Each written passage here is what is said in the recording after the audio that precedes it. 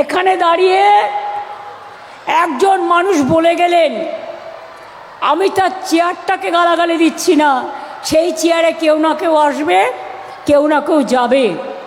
কি বললেন? তারা নাকি ধ্রুপদী ভাষাকে স্বীকৃতি দিয়েছেন। আমি বলি ঝুট, হ্যাঁ ঝুট, সম্পূর্ণ মিথ্যে। আপনারা সব ধ্রুপদী ভাষাকে দিয়েছিলেন, বাংলা ভাষা ছাড়া। আমি 5 বস্তা বই পাঠিয়েছিলাম দিল্লিতে, এভিডেন্স দিয়ে। আমাদের আগে পাওয়া উচিত ছিল, আপনারা করেননি, আমরা বাধ্য করেছি আপনাদের করতে। এটা মাথায় রাখবেন, আপনি করেননি, আপনার সরকার করেনি। এর জন্য আমাকে রিসার্চ টিম তৈরি করতে হয়েছিল।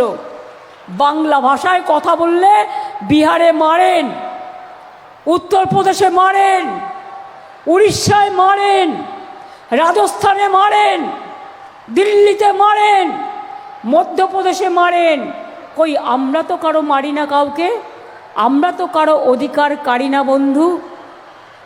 কেন কাড়বো মানুষের অধিকার? কেউ আমার পক্ষে থাকতে পারে, কেউ বিপক্ষে থাকতে পারে, এটাই তো গণতন্ত্রের খেলা।